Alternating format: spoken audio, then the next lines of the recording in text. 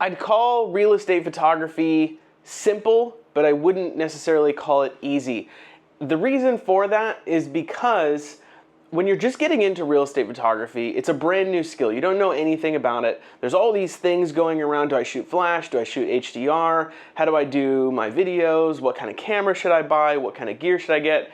And it's easy to forget once you've been doing it for a while how daunting things seem when you're just getting into it, when you're brand new into real estate photography. So for those of you who are starting a real estate photography business now in, fall, winter 2024, early 2025, this is kind of going to be a route that you could take. It's not going to be a super technical one. I'm just kind of jiving about how I would start a real estate photography business over if I had to and I was starting right now. And obviously when first starting out, you're gonna need a camera and you're gonna need a lens. And it doesn't really matter so much what you get, and there's, again, in every single one of these steps, there's gonna be multiple different options of ways that you can go about this. But in this, you can either get a full frame camera, you can get a crop sensor camera, you can get a Micro Four Thirds camera. It doesn't really matter. It doesn't matter how new it is. You can get something that was made within the last 15 years and be completely fine. You can get a Canon 5D Mark II or Mark I for that matter, Mark III. I think you can pick them up for like $300,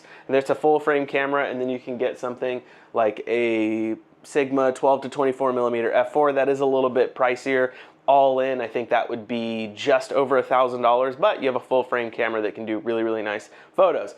Anyways, if you wanted to go the crop sensor route or super budgetary route, let's say you wanted to get it like a Canon M50, you have like a budget of $700 to get this stuff done, you can get a Canon M50 and a Canon 11 to 20 millimeter or 11 to 22 millimeter, I think it was. You could go the Sony route, you could get Sony a6000 and then a Sony 10 to 18 millimeter f4, something like that. All those are gonna be really budgetary options for you to take. But there's a caveat when it comes to this. So if you're getting a camera just to take photos, then you can't have super high expectations of it when it comes to video.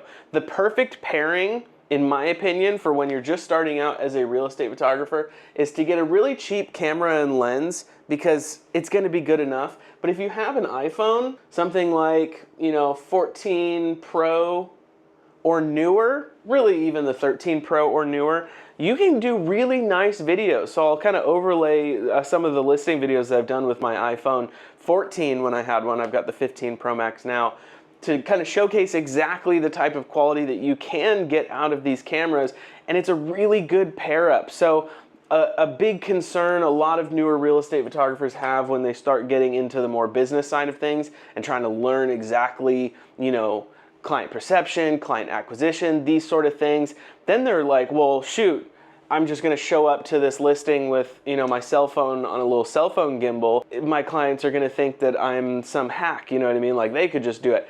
And I don't necessarily agree with that. There is something to be said about client expectations and client perceptions when it comes to gear. However, that's a whole lot later down the road than you'd expect. So I would do $1,200, $1,300, $1,400 packages in my area. I get tons of hate comments all the time. I got, this is a complete sidetrack. I got 18 emails from one person, and I finally, I just deleted all of them. I didn't even respond because he was, I don't know what he was upset about. He was like mad that so many new real estate photographers were coming in, but he didn't want to do video, and he thought my representations of real estate photography was super unrealistic. And I don't agree with that. Like, yes, I make more money per listing because of the market that I'm in, because the average house sells for $1.2 million. It's astronomical. But that doesn't, my cost of living is way higher than someone in Kentucky or Indiana or any of that stuff, okay? So my $1,600 is like your $800. Probably. Just to live where I live, it's a lot of money. Anyways. Where was I? The perfect pairing between a kind of crappier camera and the iPhone. So the client perceptions are important, but they're not going to be important until you start getting into the higher and higher dollar amount things. And by that time, you're going to be making a ton of money, so you can get a really, really nice hybrid camera setup that can do really good photos and you can do really, really good videos. But until you can afford $2,500, $3,000, $3,500 for a single camera, and then another $1,500, $1,600, $1,700 for a lens, and then another $300 to $700 for a gimbal, and all like extra batteries and the V90 SD cards that you're gonna need in order to record these really high quality 4K, 6K, 8K, whatever, onto like, I have a CF Express Type B card, it's a 512 gigabytes. That thing alone was $300, so it's not cheap. So if you wanna get into real estate photography and you wanna do it, you know, on a budget, but you don't want to sacrifice too much quality, this is the perfect pair up. I did this for a really long time. Even after I had an A7S III and a Sigma 14 to 24mm f2.8, I went back to using the iPhone. So the quality comparison that you get is really, really close. Is a camera better quality than a phone? Yes, of course. But is it that big of a difference to where, you know, if you showed a realtor two videos side by side and you said which one was filmed on the iPhone, they're probably not gonna know which one is which. So that's my 2 cents on that. So camera and lens, iPhone 14 Pro or 13 Pro or 15 Pro, whatever, for the videos. And then you can use this same phone for the floor plans. You can use it for your Matterport virtual tours, which, let's talk about Matterports for a bit. I haven't done a Matterport in 6 months, 7 months, 8 months, around there. It's been a chunk of time. So I've been doing primarily Zillow tours, which are free for real estate photographers to do because the agent pays for what's called Showing Time Plus. And that is a Zillow specific thing where it showcases the photos, it showcases the Zillow 3D tour, and it's all housed within Zillow itself. I think the agent has to pay based on the amount that the house is selling for. So in my area, I think it's like $900 that the agent has to pay to Showing Time Plus, and then that covers the cost of our 3D tours as well, but then we charge an additional amount to do those Zillow 3D tours. It's very similar to Matterport. There's minor differences of like exactly how you scan things, because it creates a floor plan at the same time as creating the virtual tour, and then the floor plan becomes interactive, so you can go in there and you can click a specific circle and it will bring up the 360 view around that. So I actually canceled my Matterport subscription. So I still recommend it for new people, but that's only assuming that you are going to be doing 360 virtual tours a lot and that your client just won't want a regular Zillow tour. By and large, Matterports, I don't think, like, it was really, really popular in the pandemic, and then just kind of slowly started getting less and less and less and less popular, and to where now it's been forever since I've done one. So take that with a grain of salt. If you do want to do virtual tours and you just want to get Matterport, that's fine. You can get like the $15 a month thing, but there's all kinds of things I don't necessarily agree with Matterport. But anyways, when it comes to, so here's the thing that I want to explain to you. When I talk about saying real estate photography is simple, it's not easy necessarily when you're just getting started, but it is simple, is because really that's all you need. You need to get a nice tripod, Slick DX700 Pro. I super recommend. I've been using it for 5 years. A link in the description to find yours on Amazon. They're like 120 bucks or something like that, and they last forever. That's really all you need. Like a solid computer would be a good idea. So if you have like, we'll put some recommendations up here, like an M1 MacBook, either the Air or the Pro. So the only caveat with that is if you go the MacBook route, and especially the laptop route, splurge on the storage, okay? So my MacBook Air, which I got for 500 bucks last year, used on Facebook Marketplace just because I wanted something to write on, it's only 256 gigabytes. And we, as real estate photographers, because we're media professionals, we go through a ton of storage. Even with my M2 MacBook Mini, where I got a terabyte of storage, I still, I have a 16 terabyte external hard drive, and I've got a 1 terabyte solid state external hard drive, and another 2 terabyte one, and then another 4 terabyte one. So, thankfully, storage is really, really cheap now, like external storage, but it's kind of a pain where, with the M1 MacBook, if I'm editing a video or something like that, I got Velcro to put on the back of my MacBook Air, and then I stick the solid state to the back of the laptop itself, and then plug it in for additional storage. So it's kind of a pain. or you could just lean for like a terabyte or 2 terabytes or something like that for the internal storage. It's going to be expensive, like an extra $400 more, but it is worth it longevity-wise, because another thing that I want to talk about, let me write back simple so I can remember to come back to this. Simple, not easy. Like owning a photography business, there's almost no overhead. Okay, like I'm an exception because I have this office that I pay for, and you know, a lot of other stuff that I pay for, but that's besides the point. As a strict real estate photographer only, your overhead is like, yeah, you got to pay monthly for Adobe. Yeah, you might have to pay monthly for Matterport, insurance, a couple other things, which only maybe totals up to a couple $100 a month. And then you have to buy your gear, but then you're good. You don't have these crazy overheads. You're not paying $1,200 a month in rent. You know, yeah, you have the gas cost and editing cost and all this stuff, but all that gets whittled into the deals and the projects and shoots that you're doing. So if you spend a couple $1,000s on your, you know, your real estate photography gear, like I'm shooting this on a Canon R5C and an RF 15 to 35 millimeter lens, that's like a $5,000 thing right there, actually a little bit more. That may seem crazy, and especially when you're just jumping into real estate photography, you're gonna look at all these camera setups, be like, oh my God, this is way too expensive. Yes, but that's really all you need to buy. So don't skimp out on that stuff. Like when you're looking at a drone, when you're looking at a camera, get the most you can possibly afford, because once you start doing shoots with it, you're going to pay off. Like you're gonna recoup that money really, really, really quickly, and the money's just gonna stack and stack and stack and stack because your overhead monthly is so low compared to the actual revenue that you're generating. You know, it's easy to go up to $15,000, spend a bunch of money on cameras, and you're like, oh man, I only have $4,000, and then you blink your eyes and you're back up to $15,000 again, like in your bank account. That because there's no overhead. Okay. So simple, not easy when it comes to real estate photography. This is really all you need. You need a camera and lens to take photos. You need like some sort of video camera to take videos, a drone, yes. Aside from that, you need like a computer to edit the videos and edit the photos, and then you deliver them.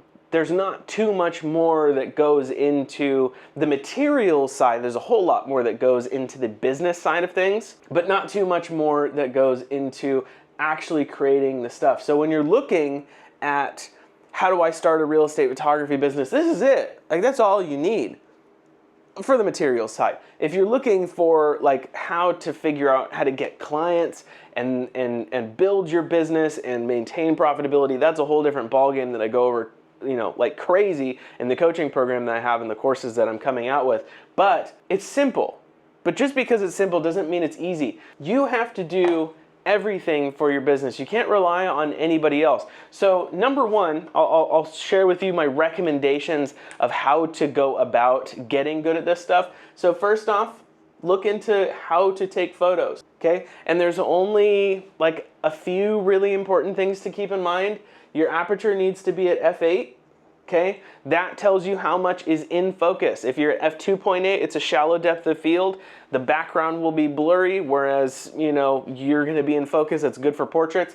Real estate photography, we want everything to be in focus, so we're gonna shoot at f8. ISO generally is gonna stay at 320. Okay, ISO is your camera's sensor's sensitivity to light. So if you bump this shit up to 4,000, 10,000, 12,800, 20,000, whatever, then it's gonna be a whole lot more artificially bright and you're gonna get a whole lot of noise in your image. It's just gonna be no bueno. It's not too big of a deal. Like you can even put this on 100 if you want, because real estate photography, we take what's called brackets. So when you're doing bracketed images, you're usually taking anywhere between 3 and 5 photos. It ranges from super, super dark to super, super bright, and then it gets all composited into one final HDR image, and then that is the final one. So, you know, your ISO, I usually bump it up just a little bit because ISO 100 in interiors, every single photo that I would take would be super, super slow. But that's really the basics of it. So with the brackets, you'll want a 2-second timer, okay? And you're gonna wanna make sure that that 2-second timer is associated with your brackets, because you wanna be able to hit the shutter button and then step away from the camera, let the tripod stabilize, and then it takes the photos. It's also a good idea just for visual representation. In your camera settings, you can set up the bracketing to do, to output. It's gonna be, by default, it's gonna say 0, minus, plus. And I usually change it to minus, 0, and plus. So this means that the darkest image is the first in the sequence, and then it goes up to the very brighter on this side. Tripod height, you're gonna want about 5.5 feet off the ground. So from, I'm 5'8", so, or maybe a little bit less than 5'5". So maybe like the top of the camera is about right here for me. And the main thing that you want to keep in mind as far as what your photos are gonna look like for camera tripod height is you want a 50-50 ratio of floor to ceiling, okay? So there's a nice little couch, there's a little table, the TV's right here, floor's right here, you can see the little perspective. The camera, like this is you taking pictures right there. And then here is the ceiling. So you want a nice 50-50 ratio of floor to ceiling in your images. And then as far as your composition, like as you get more shoots under your belt and you get more experience, then this is gonna all come super naturally to you. You're gonna, your eye will develop. But when you get to actually start, just go to the extreme corners of the rooms. Like you don't try to do anything fancy. Don't do detail shots. Don't do, any artsy fartsy things. Learn the foundations, learn the fundamentals. Just go in the corner, shoot wide. Make sure you get 2 corners in each shot. You'll hopefully see some image examples kind of come across the screen here as I'm talking to showcase exactly what I'm talking about. In some of these images, you're gonna see on the right hand or left side corners that there's just barely, maybe a couple inches of wall on the side visible right there. And that's because you don't want an image that shows the entire wall, because there's nothing interesting on that wall. You want to see into the room, and you want to see that last corner so you can tell where the room ends. Because if you take a photo which is one corner visible, then you have no idea what is visible or what the true size of the room is.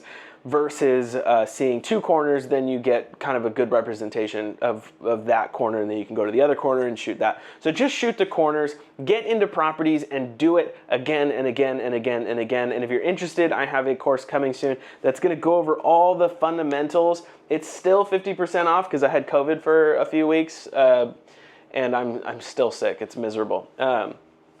So it's still 50% off because I haven't had a chance to actually go in there and finish everything. I'm gonna re-record a few things. I've got this backdrop set up that I'm working on. I just need to mount a TV, build some wood slats. I won't show you exactly. I'll come out with a video soon explaining all that. But that course is still 50% off, so you can get your spot now before it is live, and then the price is gonna go back up to regular. So as far as getting into real estate photography as a beginner, in 2024 and 2025, specifically fall, like if you're starting right now, it is October 4th, 2024.